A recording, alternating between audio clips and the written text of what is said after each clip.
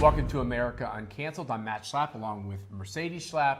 With the Biden administration at the helm, America is in bad shape. Between inflation, crime, foreign policy blunders, many Americans are anxiously awaiting to see what candidates America has to offer in 2024. On the Republican side, we already have three. On the Democratic side, there's widespread speculation of how they get rid of Biden and how do they get rid of Harris. Yeah. How can America recover from 4 years of poor leadership? And what can we do to reverse this course? Well, who better to talk to than Vivek Ramaswamy, a great Republican who recently announced his bid for the presidency. He'll be with us at CPAC this week and is the author of two acclaimed books, Woke Incorporated and Nation of Victims. Here to talk about his presidential run that he just announced is Vivek Ramaswamy. Vivek, thanks for being with us. Good to be on, guys. How are you? We're doing awesome. Mercy, Good. You must have some great I questions. have so many questions. I have like a whole list here. But first of all, you've been in Iowa. You're in Iowa right now. You were in New Hampshire. Yep. What's kind of your sense on the ground? What do you think the people in this country, what are they looking for? So I think they're much more interested right now in the what than they are in the who. What and what do we stand for? Why do we stand for it? Let's define that first. I think that's probably why we've had such a successful couple of days here, both in New Hampshire and Iowa. I was overwhelmed with the number of people on a first day visit to Iowa that would show up at these things. And I think it's because people are interested now in moving beyond just diagnosing the problem, which is a large part of what I've been focused on in my books and elsewhere, to now moving towards actual tangible solutions of what we're going to do about it. And so that's my number one takeaway. And I think there's a lot of low-hanging fruit. I think it's something the conservative movement ought to wake up to. There is low-hanging fruit. And you know what? If every other candidate wants to take my ideas and make it part of their policy platforms, fine. I still think that's going to be better for the country. And I think if we turn to the question of who in 2024, after we've laid out the agenda, I think that's going to be a formula for, if you want, a landslide election in 2024. Wow. I know that sounds crazy to a lot of people, but I think this could be a 1980 style, 1984 style election, where if this is really about reviving American national identity, and to me that is why I'm running, if we're about just reviving the basic American principles that set this nation into motion, then I think there's a lot more than just registered Republicans who are hungry for that. But we can lead the way in shaping that conversation. I think my on-the-ground time here in Iowa and New Hampshire made that crystal clear. I'm actually feeling pretty optimistic about it. So what Vivek is saying is my 2022 predictions will come true just 2 years later in 2024. Vivek, one of the things we're going to do at CPAC next week is I get awfully tired of people just jawboning the problem. As you say, diagnosing the problem. We all know what our problems are, including with big tech and in the medical freedom and all these areas. But we don't have all the technological solutions yet. We talk a good game, but we're not at market with things. What we're doing at CPAC is highlighting the fact that we're actually right there on the cusp of some really great technology solutions for people who love this country and who don't want to feed the beast that's trying to destroy the country. Do you share my optimism that we're getting to the point where these entrepreneurs are actually going to, put up or shut up? Yeah, I am optimistic. I think we're getting there. As you well know, I have been a long believer in market solutions, even before government solutions. That's why I founded Strive, right? I wrote Woke Inc. That's great. You can observe the problem, but now you actually need to address it. So Strive's goal was actually to compete, and still is successfully doing it, with respect to companies like BlackRock and Vanguard that are using the money of everyday Americans to foist social agendas onto American companies. What we said is, no, we're not participating in that game. To the contrary, Strive was actually going to offer a different vision that says companies should get out of politics and focus on their products and services. So that's one example of what a market solution looks like. The reason I'm running for president, though, is if we're really candid about it, it's not just a top-down problem. I think we need a national revival that's bottom-up, too. Because even if we're talking about the woke industrial complex, the ESG industrial complex in this country, their trick only works if we have a culture that's willing to buy it up. And why is that culture buying what those guys are selling? The answer is we have this national identity crisis in America today, where we are so hungry for purpose and meaning in this country at a moment in our national history when faith, patriotism, hard work, family, these things have disappeared. That's what leaves this black hole of a vacuum in its wake. And I think that's an opportunity for the conservative movement to step up and say, we're going to offer a vision of national identity that runs so deep that it dilutes these secular religions, that it dilutes the woke agenda to irrelevance. And there, I don't think market solutions alone can do the job. It's an all of the above answer, but that's a big part of why I'm running for president, is that I think we need to go upstream, fill that vacuum of identity with an actual vision, and then a policy agenda to go with it. I mean, just give you a couple examples just off the bat. We can complain about the rise of woke culture. God knows a lot of Republicans do it every day. I'm happy to have played a role in setting that in motion a few years ago. But what are we going to do about it? The next president of the United States has an opportunity to end affirmative action. You want to know why? Because affirmative action in this country began with an executive order signed by Lyndon Johnson. Every single Republican president since then had an opportunity to take a pen and cross a line through it. They didn't, for fear of political backlash. In fact, the other candidates, I would like them to talk more about it than they already are, if they even are. But that's an opportunity because you know what? No American, many Americans certainly, even outside of the Republican Party, are opposed to these race-based quota systems, which are at the heart of this woke cancer in corporate America. And by the way, we even see every day now in our government. And I think we just need to take a look at those sacred cows, okay? Affirmative action. Climate religion, another big one, okay? How you take on the Mexican drug cartels and the fentanyl crisis. You can't say this in polite company anymore. For some reason, the defense establishment doesn't like it, to say that you're actually going to use the U.S. military, who would have ever thought, to protect the southern border and to actually take out the drug cartels that are the real threats here on American soil. And yet, the beautiful thing about this is I think most of the conservative base is there. I think every Americans are there, even being in the conservative base. And yet, none of the major Republicans are, for whatever reason, talking about these issues. They're playing with kid gloves on questions ranging from climate change to affirmative action to the use of force. Yes, force to decimate the cartels and solve the fentanyl problem. And that's just skimming the surface of the policy proposals I've already offered. You know, I want to shut down the Department of Education. I've been crystal clear about that in week one of the campaign.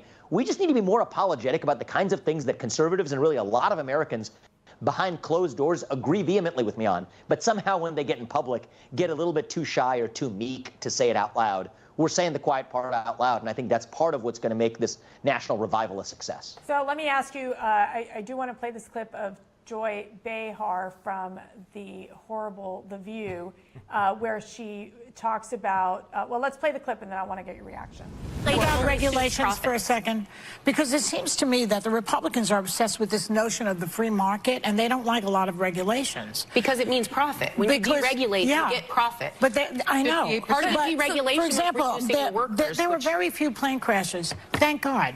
And that's because the industry is highly regulated. We have to pay for regulations and safety standards. Otherwise, where are we? We're all going to go up in flames. Norfolk Southern gives as much to Democrats as Republicans. It's a very powerful lobby that is trying to block regulation. And this train, to Sarah's point, 2 miles long with 2 full-time employees and a trainee on it. And they didn't even need to, because the last administration rolled it down to only one worker. They happened to have 2. One thing I just want to say is I do think this was an unforced error by President Biden. It was 20 days before we had Secretary Buttigieg go down, 10 days before he put out a statement acknowledging it.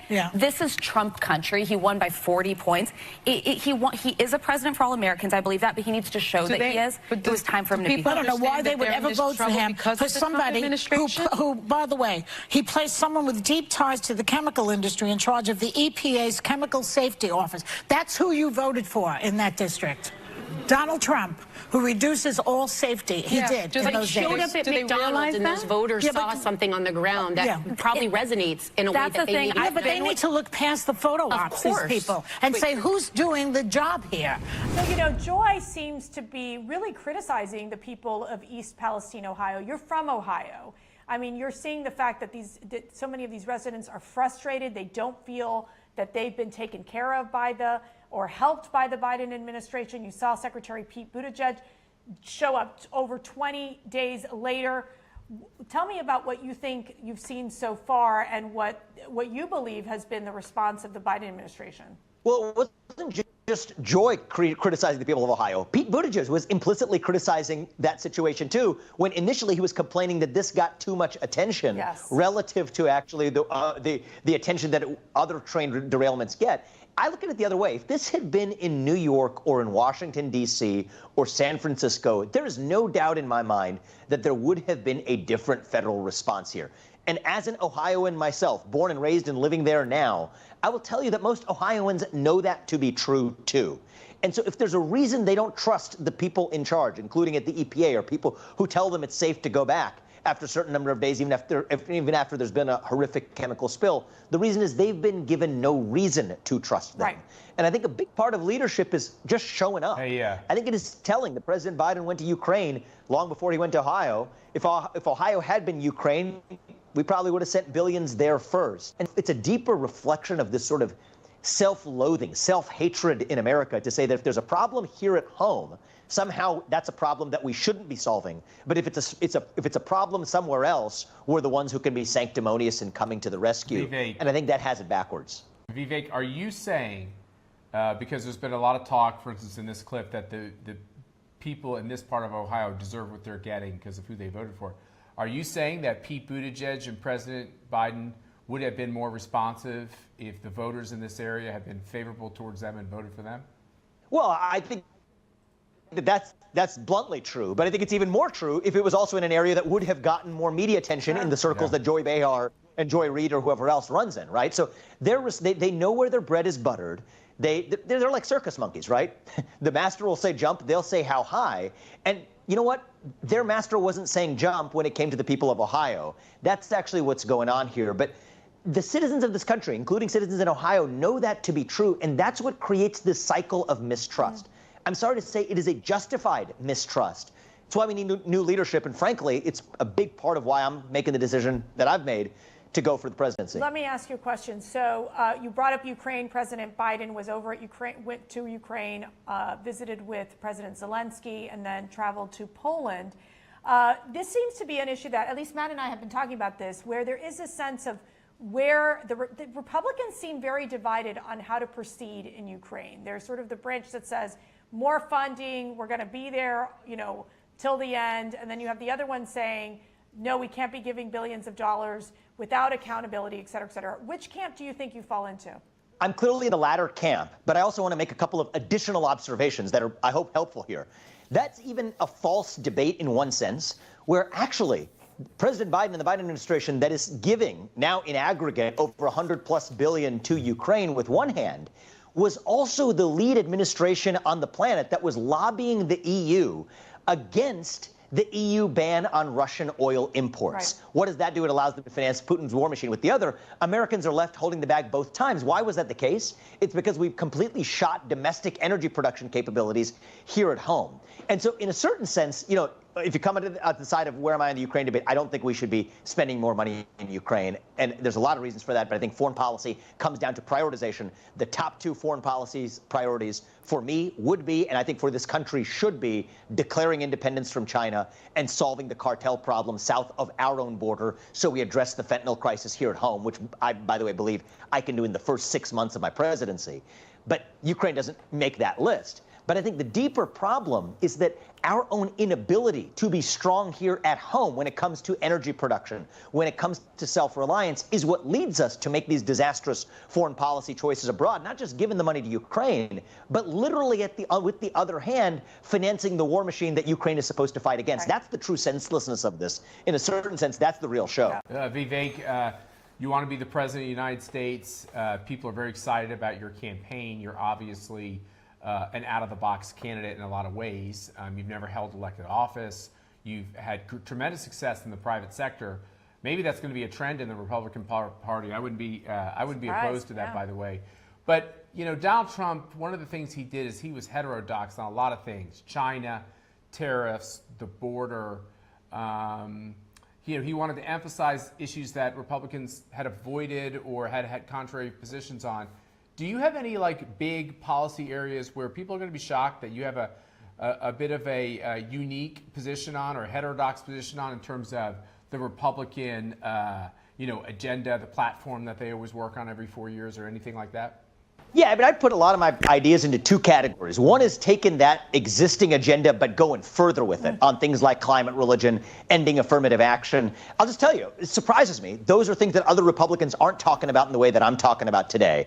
The use of the military to take on the cartels, that too is, again, I would say in the direction of going further.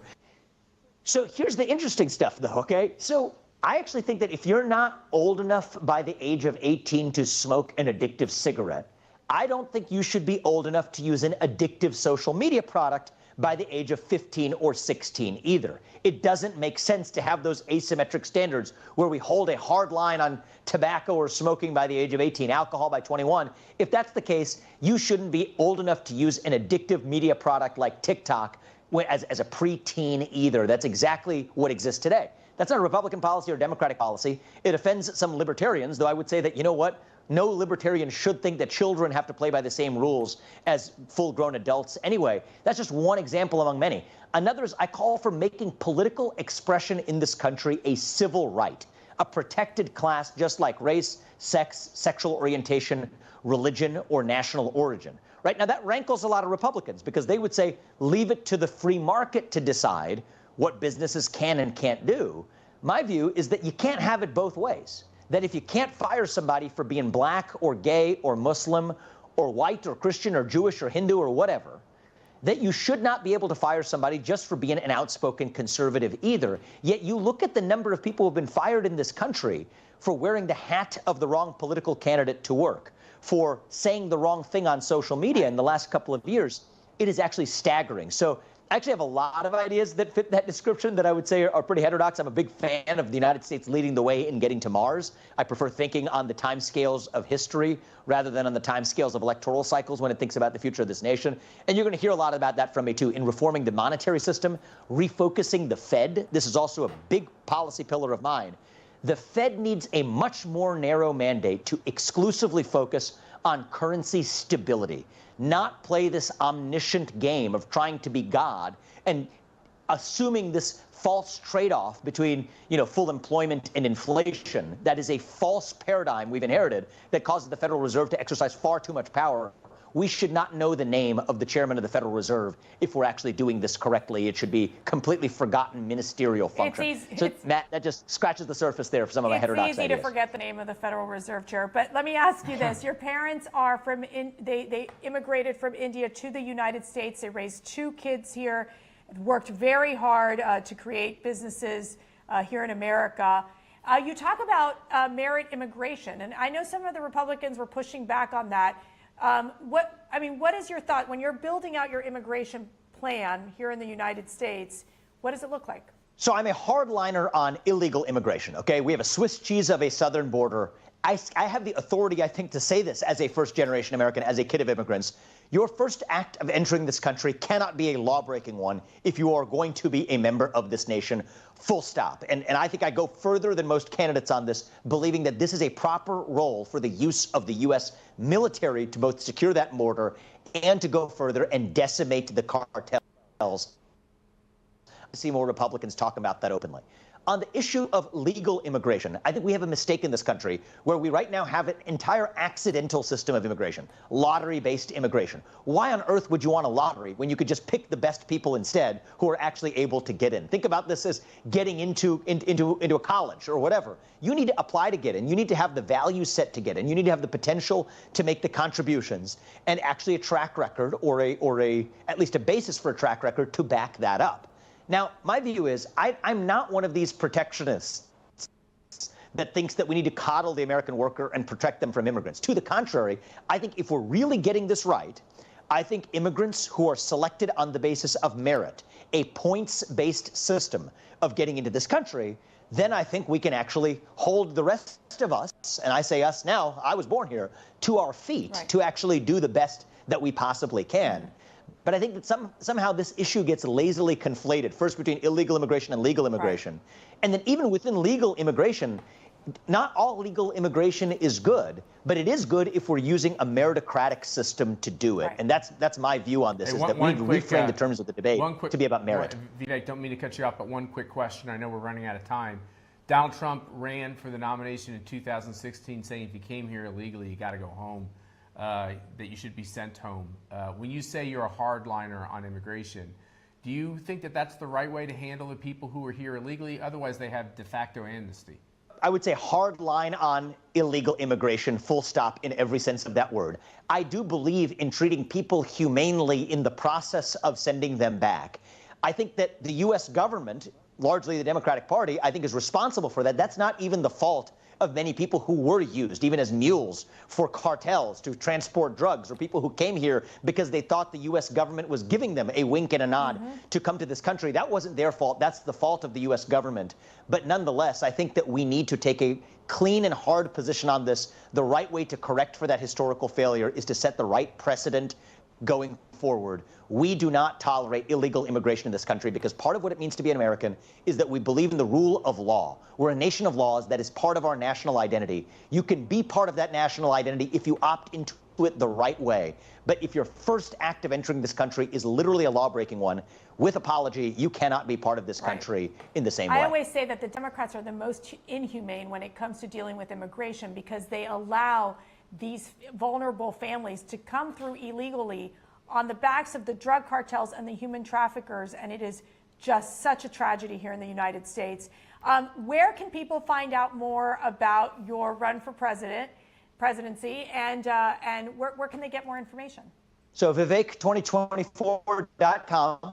That's literally, I'm going to use this as a chance to shamelessly say what we actually want from people is $1 donations. We're not doing the $1.